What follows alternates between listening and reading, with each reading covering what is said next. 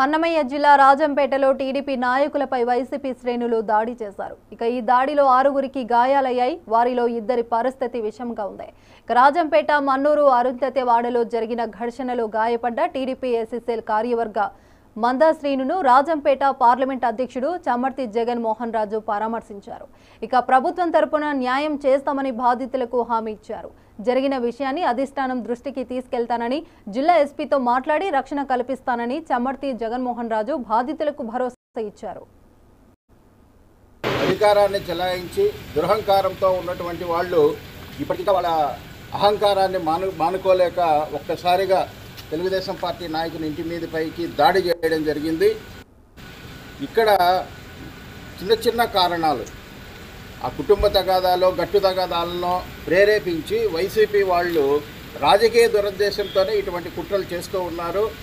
ఇటువంటి కుట్రలు చేసేటటువంటి వాళ్ళకి తగినటువంటి బుద్ధి త్వరలోనే చెబుతారు.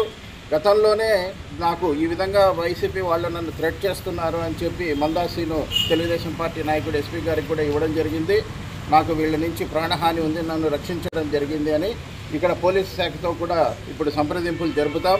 కఠినమైనటువంటి చర్యలు తీసుకొని ఇటువంటి అనాగరికమైనటువంటి ప్రవర్తన, అనాగరికమైనటువంటి చర్యలు ఇటువంటి పల్లెల్లో జరగకుండా శాంతియుత వాతావరణంలో ఎవరికి నచ్చిన పార్టీలో వాళ్ళు ఉంటూ ప్రజాస్వామ్యబద్ధంగా ఎన్నికలు నిర్వహించుకోవడం కానీ, లేకపోతే కనుక మిగతా వ్యవహారాలన్నీ కూడా చట్టపరంగా జరిగేలాగా కఠిన చర్యలు జరిగే విధంగా మేము చర్యలు తీసుకుంటాం.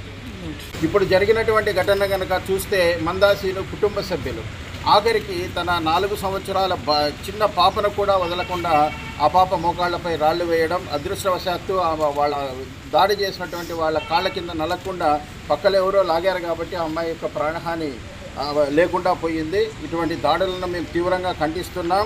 వైసీపీ నాయకులు హెచ్చరిస్తున్నాం. మీరు చాలా పేటరేగిపోయినారు. 5 సంవత్సరాలు దురహంకారంతో ప్రవర్తించి ఏం చేసినా కానీ మాకు ఏమీ కాదులే అన్నటువంటి విధంగా ఉన్నారు. మీ అలవాట్లు ఇంకా మానలేదు, మీ ఆలోచన సరళి కూడా మానలేదు. త్వరలో మీకు తగిన శాస్తి లభిస్తుంది. చట్ట ప్రకారం దోషులను కఠినమైనటువంటి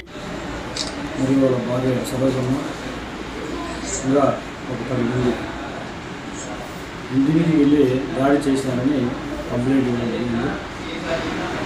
ఈ కంప్లైంట్లో భాగంగా మందా శ్రీనివాస్ నుంచి కంప్లైంట్ తీసుకొని కేసు రిజిస్టర్ చేయడం జరిగింది. వీటి మీద గత కొంతకాలంగా పార్టీల తరఫున మరియు కొన్ని వ్యక్తిగత కారణాల వల్ల కొన్ని సమస్యలు ఉన్నాయని చెప్పేసి కంప్లైంట్ చేయడం జరిగింది. వాళ్ళందరినీ కూడా మనం తీసుకొచ్చి కౌన్సిలింగ్ చేయడం జరిగింది. ఈ కేసులో విచారణ చేసి వాస్తవాలను క్రోడీకరించి ఛార్జ్షీట్ వేస్తాము, అరెస్ట్ చేసి ఛార్జ్షీట్ వేస్తాము. తర్వాత ఫర్దర్గా వేరే గొడవలు జరగకుండా కూడా చూస్తాము ఈ కేసు విషయంలో. ఇది గతంలో కూడా ఒక మంది విషయంలో వాళ్ళ మధ్య సమస్య ఉందని చెప్పేసి డబ్బులు ఇవ్వాల్సినటువంటి విషయంలో గొడవలు ఉన్నాయని చెప్పేసి పోలీసు వారి నోటీసులు కూడా ఉంది.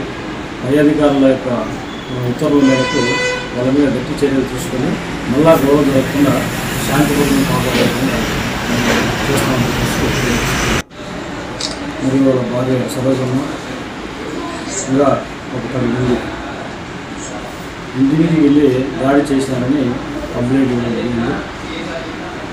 ఈ కంప్లైంట్లో భాగంగా మందా శ్రీనివాస్ నుంచి కంప్లైంట్ తీసుకొని కేసు రిజిస్టర్ చేయడం జరిగింది. వీటి మీద గత కొంతకాలంగా పార్టీల తరఫున మరియు కొన్ని వ్యక్తిగత కారణాల వల్ల కొన్ని సమస్యలు ఉన్నాయని చెప్పేసి కంప్లైంట్ చేయడం జరిగింది.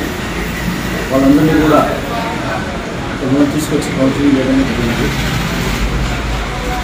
ఈ కేసులో విచారణ చేసి వాస్తవాలను క్రోడీకరించి ఛార్జ్షీట్ వేస్తాము, అరెస్ట్ చేసి ఛార్జ్షీట్ వేస్తాము. తర్వాత ఫర్దర్గా వేరే గొడవలు జరగకుండా కూడా చూస్తాము.